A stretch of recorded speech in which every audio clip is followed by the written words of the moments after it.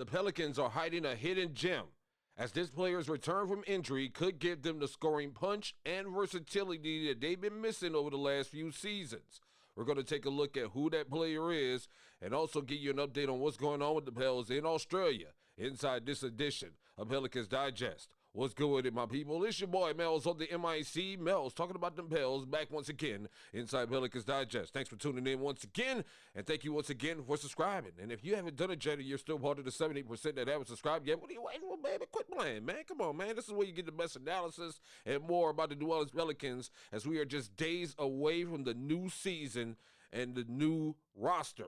That is the New Orleans Pelicans. So if you want to stay up to date on everything that's going on with the squad, this is where you need to get it, man. Come hit that subscribe button, like the video, and also share it with your peoples, man. And as the Pels get cracking in Australia down under in the next couple of days, they had their first press conference today, and there ain't too much to report from that press conference at all, really. But I did find it fascinating that there is a lot of interest going into, I guess, the start of this series and also the start of this season on what the Pels are going to do as far as with rotations. Because the very first question in that press conference to Willie Green was, what rotation are you starting with when you start this NBL series on Friday night? And Willie was like, I ain't going to tell you all that right now, but, you know, we're going to roll out something. So, and I think that's fascinating that people want to know what kind of roster it is, because people are starting to wake up to the fact that on paper, the Pelicans could possibly contend in the Western Conference better than what's being anticipated, okay? They're starting to look at not only the starting five and Zion and Herb and Trey and Jordan Poole and Looney. They're also starting to see that, hold on, there's something on that bench back there. they ain't got no weak bench over here. That's something that we could proudly say for once on this team, that we have depth on this team that feels like it's going to be quality depth if these guys stay healthy. And one of the players that came over from the Pelicans that were new this season, that a lot of people aren't talking about that much, is Saddiq Bey. I think a lot of people are sleeping on Saddiq Bey because, again, he's coming off an ACL injury from not last season, but the season before that. And he's going to be ready to go on opening night. And there's even some folks who say that he could be the X factor that the Pelicans need for this upcoming season. But one thing is for sure, he's already drawing comparisons to another former Pelicans player that was a fan favorite. A lot of people love this guy, and we even had a nickname for him. And here's what Willie Green had to say about that comparison. Well, let's start with this, because the reason why a lot of people aren't talking about Saddiq Bey, in my opinion, is because of what the media considers him to be. Though he may have been deemed a trade throw-in by media members, Bey has a chance to make a major impact in the Crescent City, something he did as an Atlanta reserve for a 2023 squad that represents his long playoff trip, which was a round one loss to Boston in 6 games. And again, people, I think, forget that. I think people forget that Saddiq Bey played an integral part with Atlanta while he was there. And, you know, and plus you lost the season to him because he never played a minute with Washington. So, yeah, a lot of people saw that as a throw-in, but the Pelicans saw the value in him and saw what he brings to the table. And what he brings to the table, what Willie Green said in his press conference today was, he's sort of that Swiss Army knife type of player. He can play multiple positions, score, post up, defend, rebound. Those guys are extremely valuable to a team's success. He's a really good player, Green said. He has a high IQ defensively. He's physical and can guard multiple positions. And one of the big knocks on this Pelicans roster so far, this newly reconstructed Pelicans roster, is wing depth. A lot of people feel like you don't have a lot of wing depth, which I find to be silly. Because, yes, the wings are, for the most part, Trey, Herb, you put Jordan Hawkins in there. But you also still got Saddiq Bey standing there. And the other thing that if you notice in some of the photos that they're working out with, and plus it's something we reported about earlier a couple of days ago, was that Saddiq Bey and Micah Peavy are working out together and they're being teamed up together. So that's going to be a strong second unit when you consider Saddiq Bey and his role And as you heard Willie Green, if you just heard the Willie Green, saw in the Willie Green quote, a Swiss Army knife, a.k.a. the knife, a.k.a. Najee Marshall, which is something I think this team had been missing, that sort of energy guy. Now, I don't think, now Najee was more of an energy guy while still doing all the things that Saddiq Bey does. I don't see Saddiq Bey being sort of an energy guy, sort of like you're going to get a spark, but I think he's going to go out there and do his job, especially when you consider he averages 13 points, 6.5 rebounds, and is only 26 years old.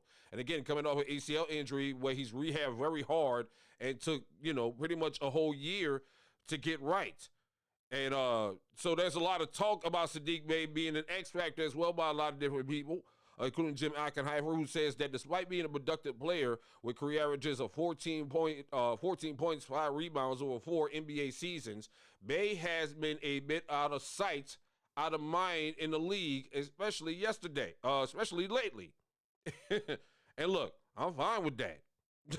I'm fine with that. Don't pay attention. Don't pay attention. Don't know nothing about what's going on with Saddiq Bey. Don't. Stay out of it. Don't pay him no mind. Please ignore Saddiq Bey. Please.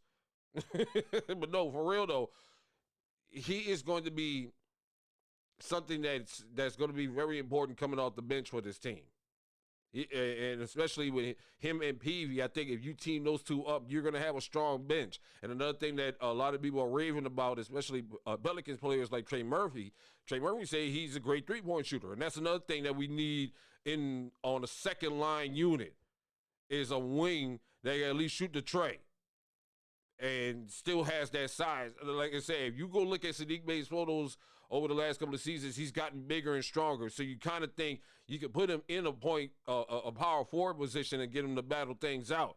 But also the fact that he can shoot that three is going to be perfect for this Pelicans team, especially when you consider that the first thing that they said that they're working on in training camp was spacing. Spacing.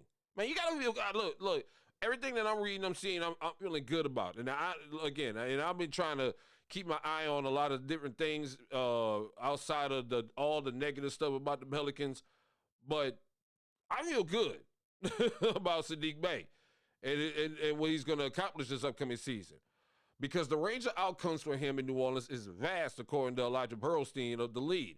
In a best-case scenario, Bey provides steady perimeter defense, knockdown shooting, and veteran leadership for a team trying to take the next step in the Western Conference. And you're telling me I got that coming off the bench? Come on, son. Listen.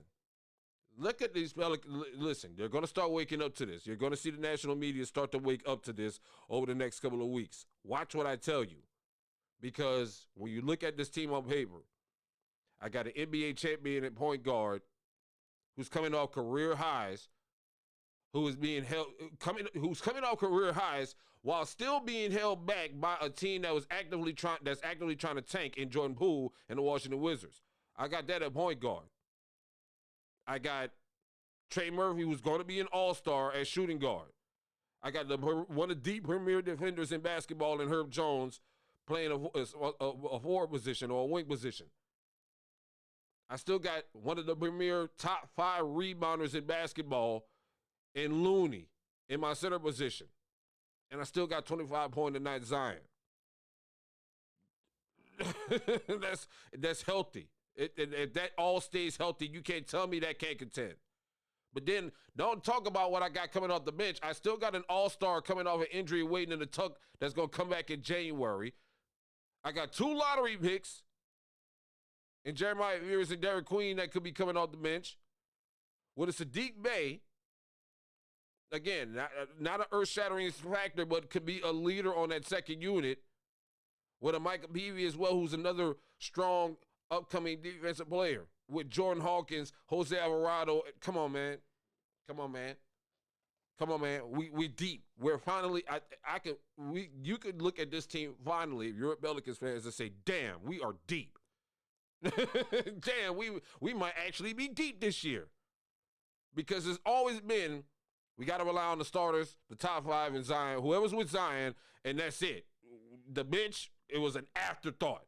Coming off the bench, afterthought. Always an afterthought. now you had the 10 to 11 players like Joe Dumars is talking about that you can have that can compete every night. And Saddiq Bey is part of that. Because again, all Saddiq Bey has to do is knock down these shots, offer up his defense like he's been known to do on a second unit, and we're going to be just fine. You don't have to panic when Zion is not on the floor or all those non-Zion minutes. Did I mention that I also got an all-rookie center also coming off the bench as well? And E. Missy? Come on, son. Come on, man. I got an all-rookie center coming off the bench that's a raw talent that's still growing but still all-rookie. Come on, man. You can't tell me this team ain't ready, man. I think we can make some noise. I'm being hopeful. Again, what continues to bother me is the start of how they're getting this thing started, which is the fact that they got us to go into Australia and Birmingham and all these other places before we go on a 10-game opening season stretch with 7 of those games on the road. But at the same time, I think we can build some bonding because we got an early jump on all these other teams. That gives you time, more than enough time, to work out the chemistry that needs to happen on this team. Because, you know, these NBL guys are going to come at you, man. One of the teams already said, the one thing I did get out of the press conference today with one of the NBL teams is they say that they're going to full court press. They say you can't really do that in the NBA, but we're going to try that over here. So be on the lookout for that. And be on the lookout for more Pelicans Digest reports right here. So hit that subscribe button, man. And thank you so much for checking us in. What are your thoughts, though? What are your thoughts on Saddiq Bey? Do you think he could be a factor on this Pelicans team this season? I just laid the case for you, or do you disagree? Do you not see it happening? I think if he stays healthy, he could be an important factor off that bench, on that second line. We got to start calling it the second line. You know how we do. We got to start calling it the second line. What are your thoughts on Saddiq Bey and his addition to the Pelicans? Clap back with your thoughts in the comments. Don't forget to like, subscribe, and share this video with your folks. And let them know that it's Melz talking about them Pels. If you're a Pelicans fan, this is the place you need to be. It's Pelicans Digest. Holla at your boy and clap back with me in the comments on Saddiq Bey and more about what's going on with the Pels right now.